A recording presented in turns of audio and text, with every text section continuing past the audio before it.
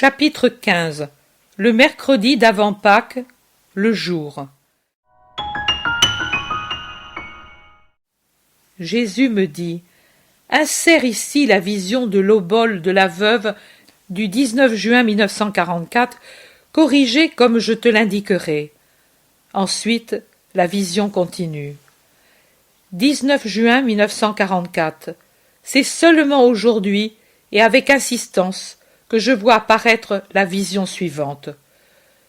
Au début, je ne vois que des cours et des portiques que je reconnais appartenir au temple, et Jésus, qui semble un empereur, tant il est solennel dans son vêtement rouge vif et son manteau rouge aussi, mais plus foncé, appuyé à une énorme colonne carrée qui soutient un arc du portique.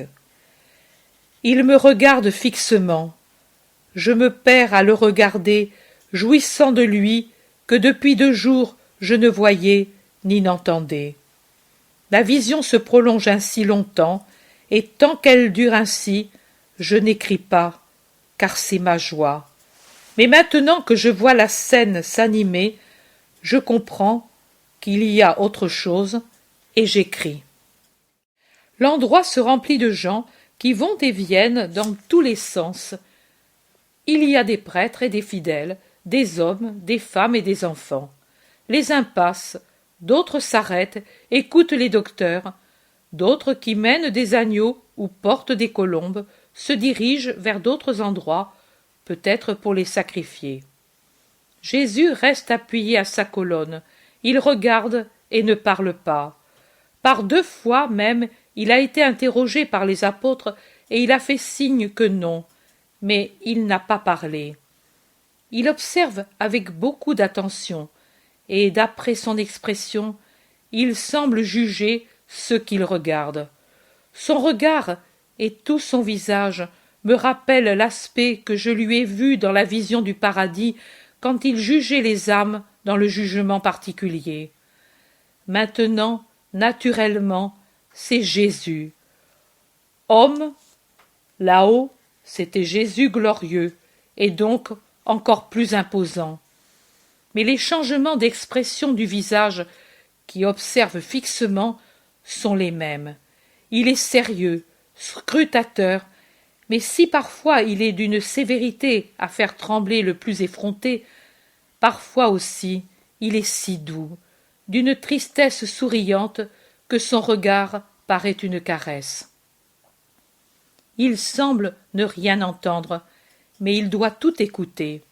En effet, quand d'un groupe éloigné de quelques mètres, rassemblé autour d'un docteur, s'élève une voix nasillarde qui proclame « Plus que tout autre commandement est valable celui-ci, que tout ce qui est pour le temple aille au temple. Le temple est au-dessus du Père et de la Mère, et si quelqu'un veut donner à la gloire du Seigneur tout ce qu'il a, il peut le faire et en sera béni, car il n'y a pas de sang ni d'affection supérieure au temple. » Jésus tourne lentement la tête dans cette direction et regarde d'un air dont je ne voudrais pas qu'il s'adresse à moi. Il paraît regarder l'ensemble, mais quand un petit vieux tremblant s'apprête à gravir les 5 marches d'une espèce de terrasse qui est près de Jésus et semble conduire à une autre cour plus intérieure, et pointe son bâton et tombe presque en s'empêtrant dans son vêtement, Jésus allonge son long bras, le saisit et le soutient, et ne le laisse que quand il le voit en sûreté. Le petit vieux lève son visage ridé, regarde son grand sauveur et murmure une parole de bénédiction. Et Jésus lui sourit et caresse sa tête à moitié chauve. Puis il revient contre sa colonne et s'en détache encore une fois pour relever un enfant qui glisse de la main de sa mère et tombe à plat ventre et tombe justement à ses pieds, en pleurant, contre la première marche. Il le relève, le caresse, le console. La mère, confuse, remercie. Jésus lui sourit aussi et lui rend le petit. Mais il ne sourit pas quand passe un pharisien bouffi d'orgueil, ni non plus quand passe en groupe des scribes et d'autres dont je ne sais pas qui ils sont. Ce groupe salue avec de grands gestes et des courbettes. Jésus les regarde si fixement qu'il semble les transpercer, et salue, mais sans chaleur. Il est sévère. Un prêtre aussi passe, et ce doit être un gros bonnet, parce que la foule s'écarte et le salue, et lui passe fier comme un paon. Jésus lui donne un long regard, un regard tel que celui-ci, qui pourtant est plein d'orgueil, baisse la tête. Il ne salue pas, mais il ne résiste pas au regard de Jésus. Jésus cesse de le regarder pour observer une pauvre petite femme vêtue de marron foncé qui monte honteuse les marches et va vers un mur où se trouvent des têtes de lions ou autres animaux du même genre, la bouche ouverte. Beaucoup s'y rendent, mais Jésus paraissait ne pas s'en occuper.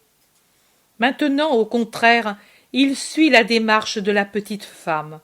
Son œil la regarde avec pitié et devient d'une grande douceur quand il la voit allonger une main et jeter dans la bouche de Pierre de l'un de ses lions quelque chose. Et quand la pauvrette, en se retirant, passe près de lui, il lui dit le premier « Paix à toi, femme !» Celle-ci, stupéfaite, lève la tête interdite. « Paix à toi !» répète Jésus. « Va, car le Très-Haut te bénit. » Cette pauvre femme reste bouche bée, puis murmure un salut et s'en va. « Elle est heureuse dans son malheur, » dit Jésus en sortant de son silence. « Maintenant elle est heureuse, car la bénédiction de Dieu l'accompagne. » Écoutez, amis, et vous qui êtes autour de moi. Voyez-vous cette femme? Elle n'a donné que 2 piécettes, moins qu'il n'en faut pour payer le repas d'un passereau en cage, et pourtant elle a donné davantage que tous ceux qui, depuis l'ouverture du temple à l'aurore, ont versé leur obole au trésor du temple. Écoutez, j'ai vu des riches, en grand nombre, mettre dans ses bouches des sommes capables de la rassasier pendant 1 année, et de revêtir sa pauvreté, qui n'est décente que parce qu'elle est propre. J'ai vu des riches qui, avec une satisfaction visible, mettaient des sommes avec lesquelles on aurait pu rassasier les pauvres de la cité sainte pendant 1 jour ou plus, et leur faire bénir le Seigneur. Mais en vérité, je vous dis que personne n'a donné plus qu'elle. Son obole est charité, l'autre ne l'est pas. Elle est générosité, l'autre ne l'est pas. Elle est sacrifice, l'autre ne l'est pas. Aujourd'hui, cette femme ne mangera pas, car elle n'a plus rien. Il lui faudra d'abord travailler pour un salaire pour qu'elle puisse donner du pain à sa faim. Elle n'a pas de richesse en réserve, elle n'a pas de parents qui gagnent pour elle. Elle est seule. Dieu lui a enlevé parents, mari et enfants, lui a enlevé le peu de bien qu'il lui avait laissé, et plus que Dieu le lui ont enlevé les hommes. Ces hommes qui maintenant, avec de grands gestes, vous les voyez, continuent de jeter à l'intérieur leur superflu, dont une grande partie est extorquée par l'usure aux pauvres, main de ceux qui sont faibles et qui ont faim. Eux disent qu'il n'y a pas de sang ni d'affection supérieure au temple, et de cette façon enseignent à ne pas aimer le prochain. Moi, je vous dis qu'au-dessus du temple, il y a l'amour. La loi de Dieu est amour, et il n'aime pas qui n'a pas pitié de son prochain. L'argent superflu, l'argent souillé par l'usure, par la rancœur, par la dureté, par l'hypocrisie, ne chante pas la louange de Dieu et n'attire pas sur le donateur la bénédiction céleste. Dieu le rejette. Il engraisse cette caisse, mais ce n'est pas de l'or pour l'encens, c'est de la boue qui vous submerge, ô ministres qui ne servez pas Dieu, mais votre intérêt. Mais c'est un lacet qui vous étrangle, ô docteurs, qui enseignez une doctrine de votre invention. Mais c'est un poison qui vous corrode ce reste d'âme que vous avez encore, ô pharisiens. Dieu ne veut pas ce qui reste.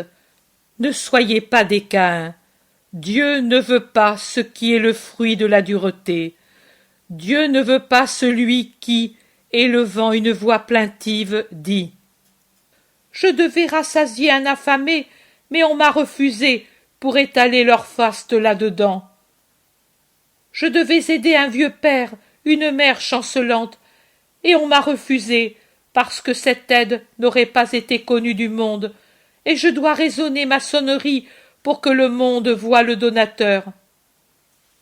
Non, Rabbi qui enseigne que ce qui est reliquat doit être donné à Dieu, et qu'il est permis de refuser au père et à la mère pour donner à Dieu. Le premier commandement, c'est « Aime Dieu de tout ton cœur, de toute ton âme, de toute ton intelligence, de toute ta force. » Ce n'est donc pas le superflu, mais ce qui est notre sang qu'il faut lui donner en aimant souffrir pour lui. Souffrir, non pas faire souffrir. Et s'il en coûte beaucoup, de donner parce qu'il est désagréable de se dépouiller des richesses, et que le trésor est le cœur de l'homme, vicieux par nature. C'est justement parce qu'il en coûte qu'il faut donner. Par justice, car tout ce que l'on a, on l'a par la bonté de Dieu. Par amour, car c'est une preuve d'amour d'aimer le sacrifice pour donner de la joie à ceux qu'on aime. Souffrir pour offrir.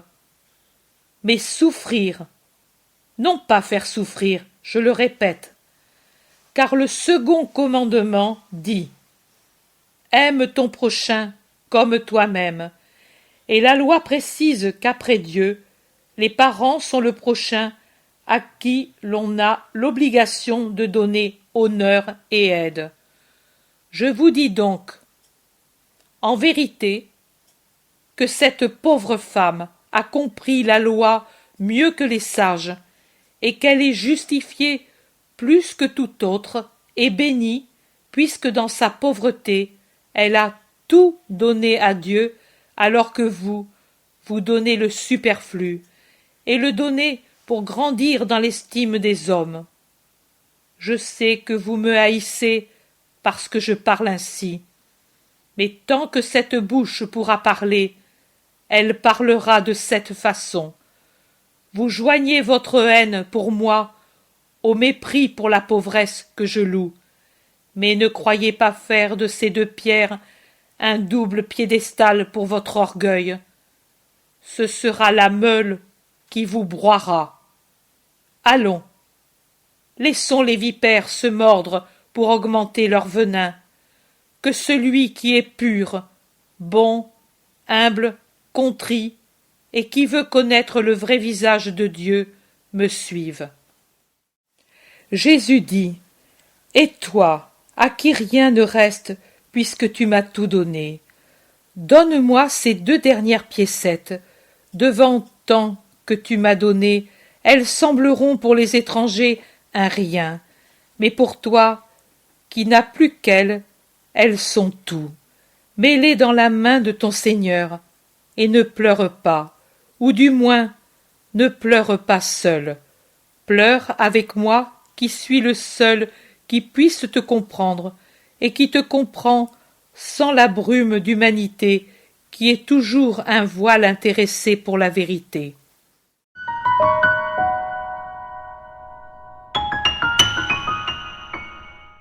L'intérêt pour les écrits de Maria Valtorta ne cesse de grandir. Et les fruits récoltés, vocation, conversion, sont immenses. Visionnaire de la vie du Christ, de la conception de Marie jusqu'au début de l'Église, sa description des personnages, de leur psychologie, la précision des lieux où ils évoluent, des coutumes et mœurs de l'époque, est proprement sidérante et à ce jour inégalée.